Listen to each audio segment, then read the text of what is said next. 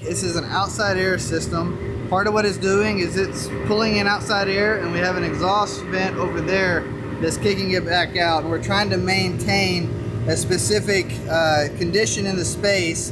Our target is 64 degrees with a 50% humidity, and this is 100% outside air that we're pulling in. Controller failed, replaced controller, did a retrofit on it, and we're tuning in the logic sequence, but we've also got issues with the refrigerant circuit. Right now we've got both compressors on. I'll show you that. So compressor 1 going through a Copeland unloader module. Compressor 2 is just a straight contact based off of the automation. This is a hot gas bypass so that we can feed a reheat coil, and it's coming off of circuit 1. Circuit 2 is just a regular coil, and these are interlaced inside of here. So we got 2 TXVs, and then after that, let's open it up.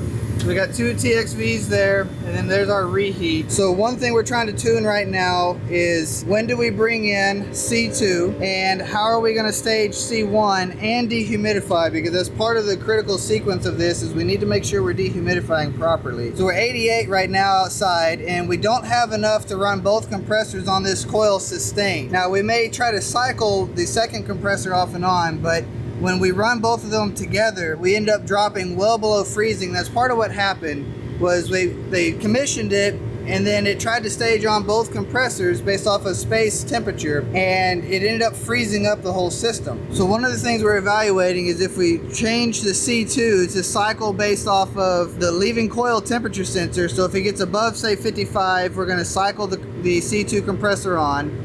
And if it gets below, say, about 50, we'll cycle it back off. It'll also have some safety deadbands in there, but that will help ensure that even when we've got full load, because about 88, so maybe at a 100-degree day, we struggle maintaining below 55 leaving coil. But we also have a discharge air sensor that we can stage our reheat off of. So if that's the case and we're trying to dehumidify, we can tell the reheat valve to modulate based off of discharge air temperature to try to neutralize the air to cool the space, and that will be a secondary function to the supply, or to the cooling demand. So the reheat shouldn't be able to override the cooling to make sure we get to space temperature first. At this stage, we have cycled the the C2 compressor back down, and it just came back in. So he's currently programming it to cycle based off of that leaving coil temperature. But with just the one compressor, we had to calibrate the TXV, but our TXV looks really good with just one compressor. It's when both of them are in that it can't sustain it long term. So we're dialing in the staging patterns here, but you can see C2 is on now, and we are going into a flooding state. Now we're not going to run for this for very long. I just wanted to show you the comparison from C1 or C2 engaged to C2 off. Now one of the things we're going to do once we get done tuning in C1 and we're happy with it, I'm actually liking the numbers where we've got it and where we have the TXV set. Alright, so we just kicked out on C2. Anyway, what we'll end up doing is we'll kill the demand for C1. We can override C2 to on. And after we do that, we can then swap the gauges over, calibrate C2, get that TXV where we like it, because it was also flooding when we first got to looking at it all. Alright, and this is what we look like when we're fully loaded. The unloader on the compressor is not cycling. I'm really happy with our superheat. Our subcooling, while it's not perfect, honestly, it's floating about 8 degrees. I'm not going to worry about changing anything on that circuit. And we're getting a really sustained load, so I want to see it function this way for a good 20-30 minutes, and if it can, and it can sustain that, because you got to think, when you're balancing TXVs, they take a lot of time for those little, basically the PID curve of the sensing bulb to tune out. As long as we hold it, we'll be good. And I think we also may have been having some oil issues, because we were having a real bad flooding. I'm seeing these things get better and better the longer we run. Our saturation's coming up, everything. Anyway, we sustain this. We'll do the same thing to circuit 2 by itself, and I think we've got a good, clean operation. And I'll do a quick recap there at the end to explain what we're changing on the controls piece of it so that it can function right. So at this stage, we are about to calibrate circuit 2. We have it currently running. We've got circuit 1 locked out. It's not going to be coming on. And we're going to try to verify the TXV. So when you're tuning a TXV, it's a very slow process. It's very methodical, and you cannot react too quickly.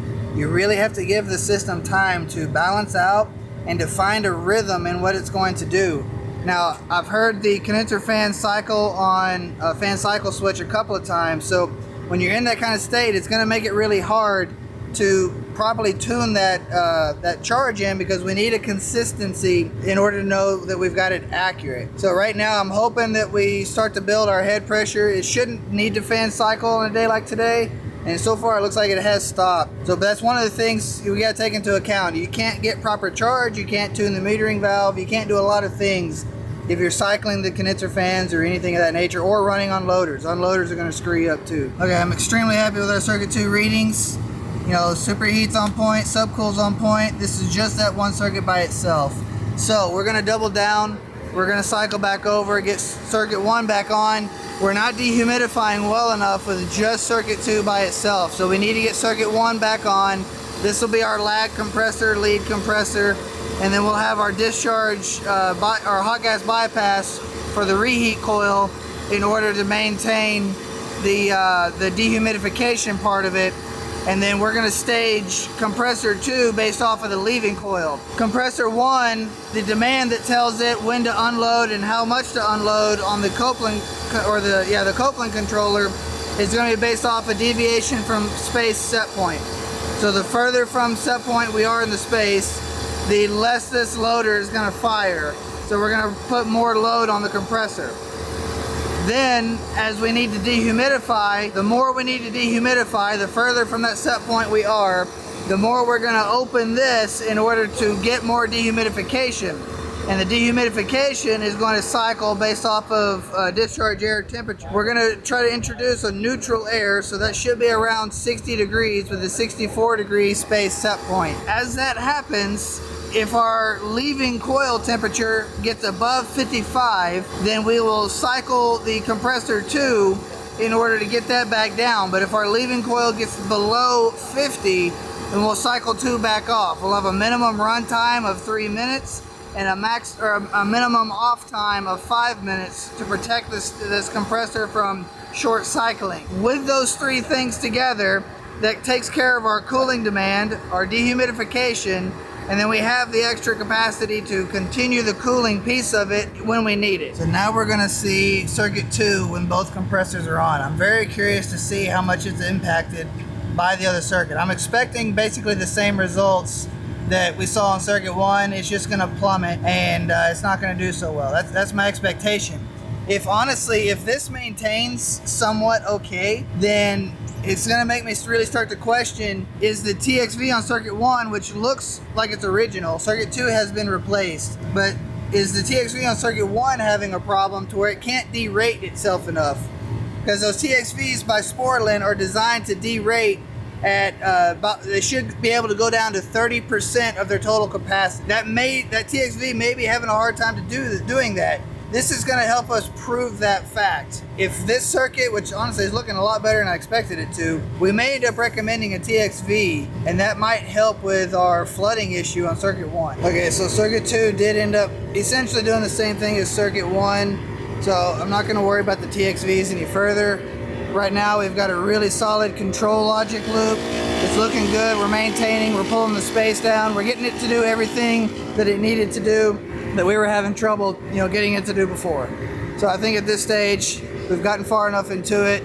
We've got our TXVs calibrated. We'll finish sealing up the panels, and we're just gonna have to let it run. It's either gonna work or it won't. If it don't, they'll call us back. Quick follow-up. We did end up still having some issues with it controlling the space, and there was a little bit of a challenge because of how the C2 compressor was trying to stage, and it ended up overlapping with the reheat piece of it. We ended up having so many problems overall that we decided to go back with the original controller to see if maybe we could troubleshoot a little further. I wasn't there for this part of it.